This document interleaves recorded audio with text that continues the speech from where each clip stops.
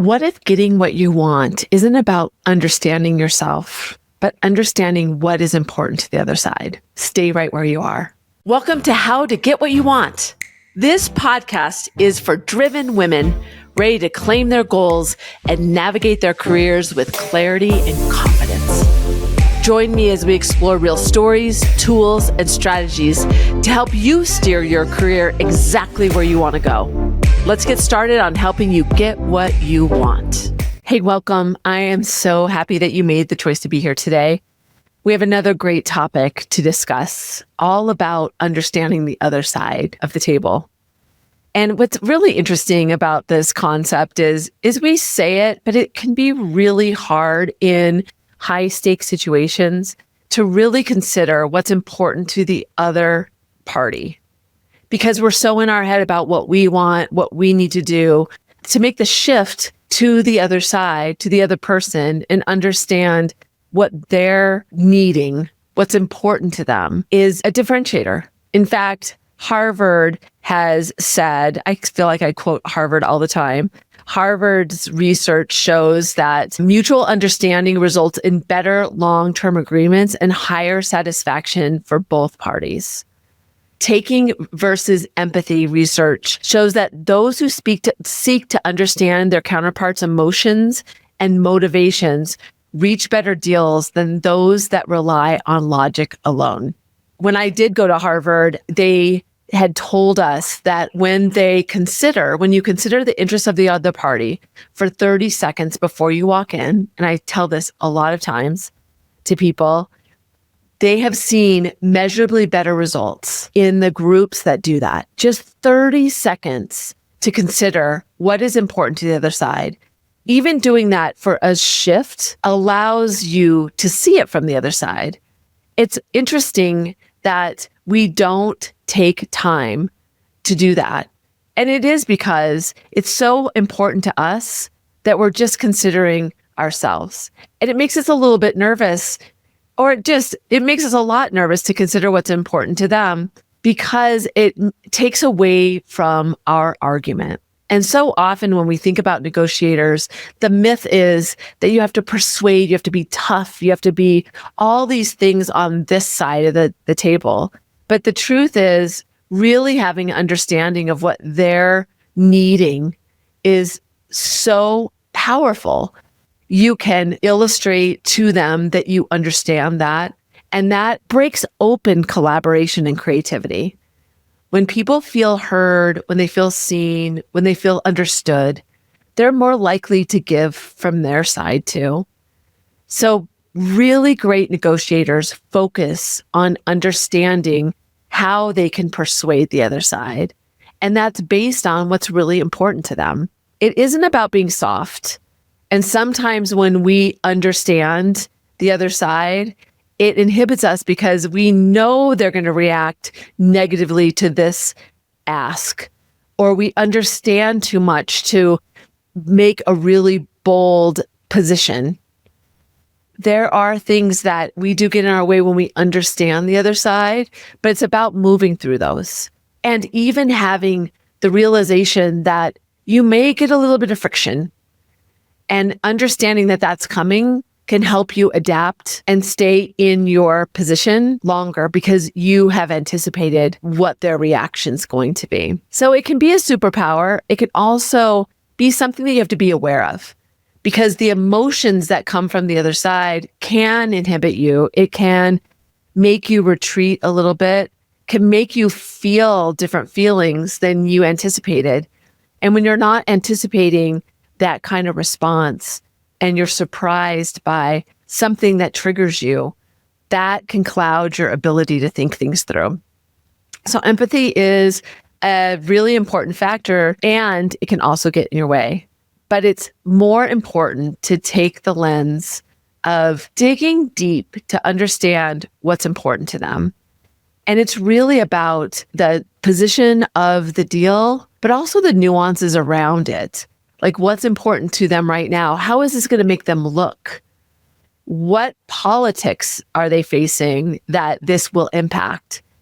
It's considering a lot of questions to understand their full perspective of not just the deal, but how it will impact them as a leader, as an executive within the organization. It's even thinking about if they have to persuade to move it forward, what evidence or what things can you give them to make their position stronger?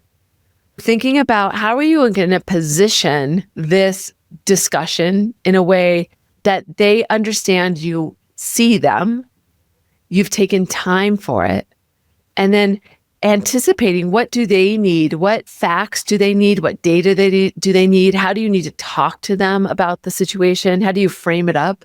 All of those things will give you more strength in your position because you've anticipated what the other side needs to hear and how they need to hear it so that they can get on board with you. I'll give you some examples. Stories help us to really put this in place to help us really understand. So I have a couple that I want to share with you.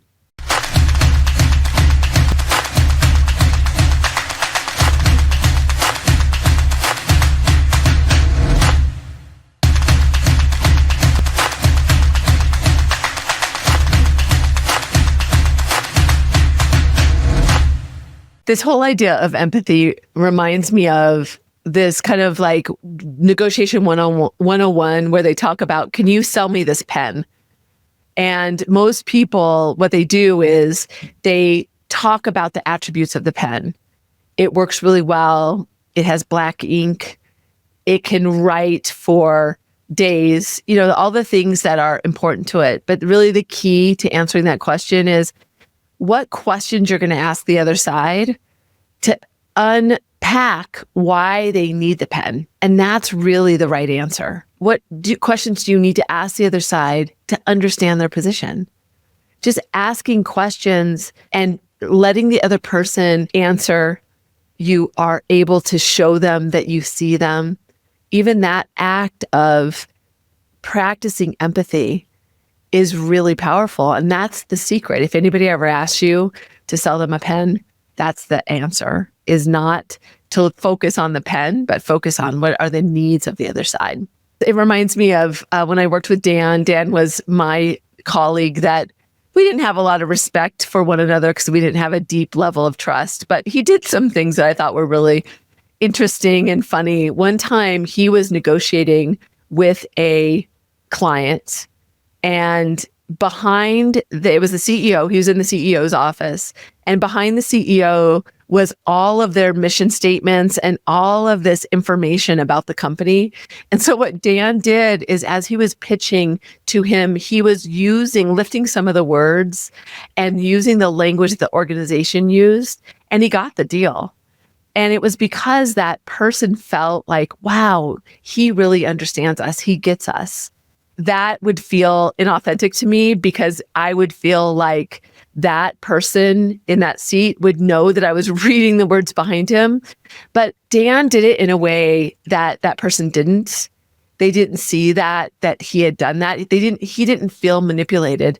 Sometimes when we understand the other side, it may feel like we are manipulating them, but it's really got to reframe that for yourself. It's understanding what they need. It's framing it in a way that makes sense to where they sit, what they need, how important it is to them. I worked with a client a few weeks ago who was really struggling because she had applied for a position internally and she hadn't gotten it. And she was so focused on, I have all this experience around operations. I've been a leader for X amount of years. All of these things on her list of why she was the best candidate for the position. And I then talked to the person that made the decision about the role.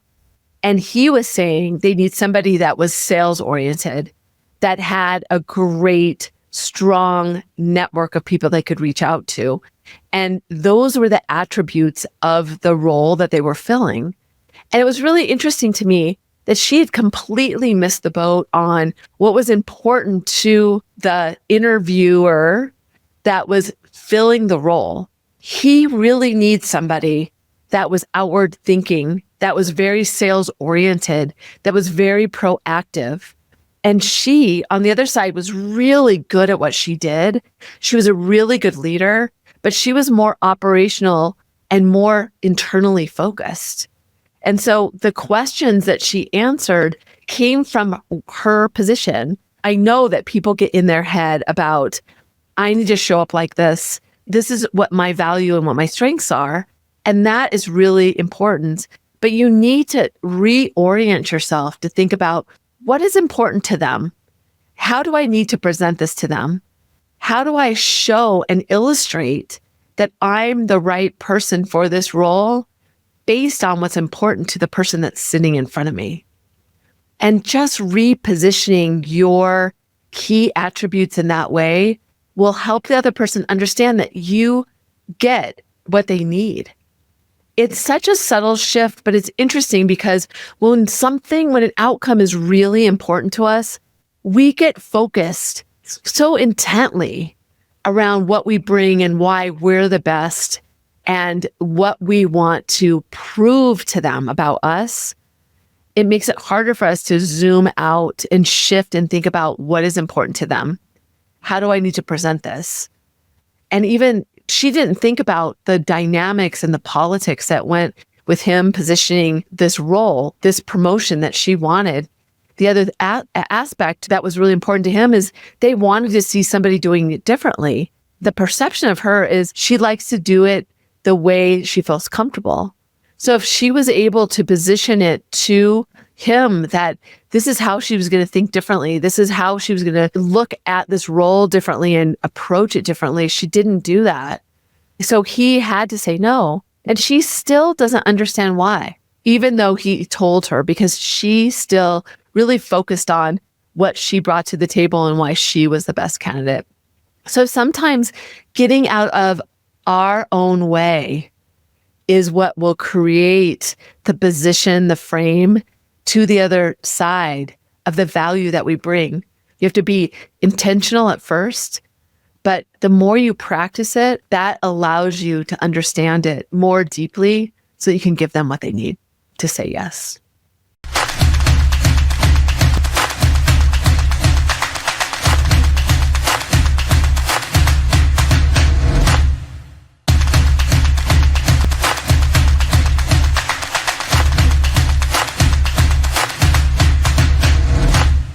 As I give you a few tips, I want you to think about a high stakes situation that's coming up for you. That's going to be a one-on-one, and it doesn't need to be asking for more money, a promotion. Maybe it's just facing somebody that makes you a little bit nervous or that you don't know, and you're presenting something new. I want you to think about applying this to a situation that is in your near future, thinking about what you're going to do to move through it with these tips. So the first one is really framing. How are you going to come out in this conversation to help them understand that you saw it from their perspective, that you do have empathy, but also have a very strong frame? Your frame could be, I'm really excited that we have this time together today. My goal is this. And I know what's really important to you is that we consider A, B, and C. Is that right? Are those the things that you want to discuss as we move through this? And do you agree that the goal here will be that we have an agreement of X, Y, and Z? So framing it in a way that you have considered what's important to them of how you're going to frame it out. The other way you can do it too is to really think about if they're data-driven, how do you frame it that, I'm going to ask you for this, and I wanted to tell you a little bit of backup around how I got to this. So you kind of show them your math. So considering not only their interest in the situation, but also how do they like to receive information? How do they like to understand? How will they best see your perspective? And how do you frame that up really well for them? It's important to set the momentum in a positive way. And when you do frame it up so that they know that you've considered what's important to them, that puts you in a really great place to gain momentum. The second tip is to ask more and assume less. The thing that's tricky about a high stakes situation is when we know it's going to be high stakes for us, we've done a lot of preparation. We know a lot.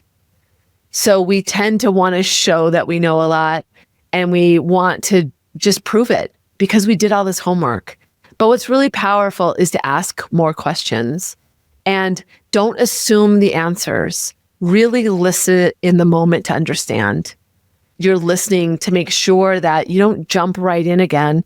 When people make a point, you jump right in, they feel like they're not heard.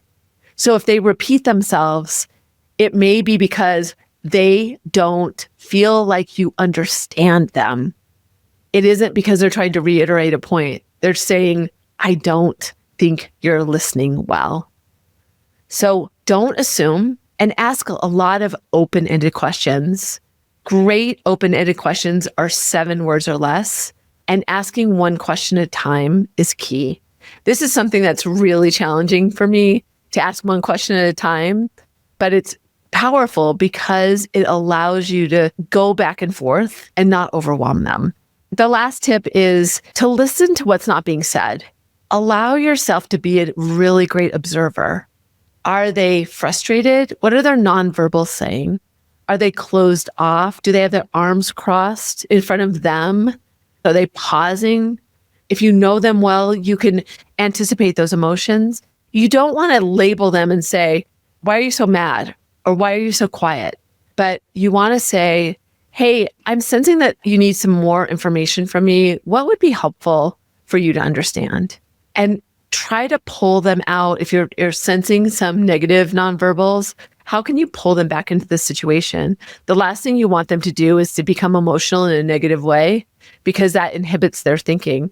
And when people are inhibited, they focus on their own interests and they're not as interested in what's important to you. And you definitely don't want that to happen.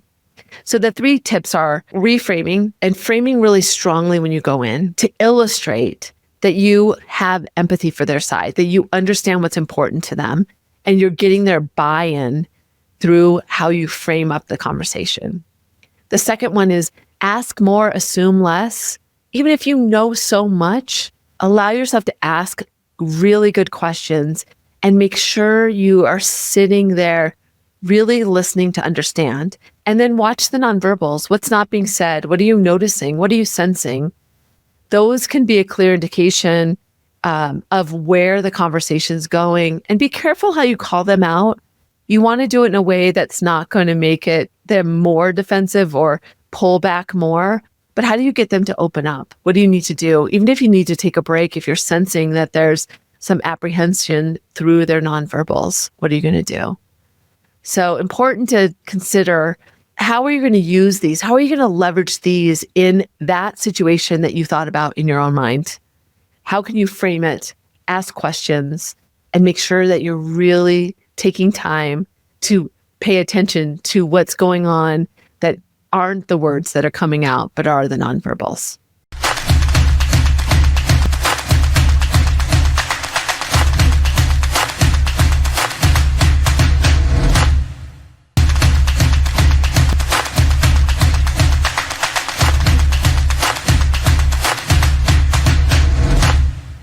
Having empathy for the other side can feel overwhelming.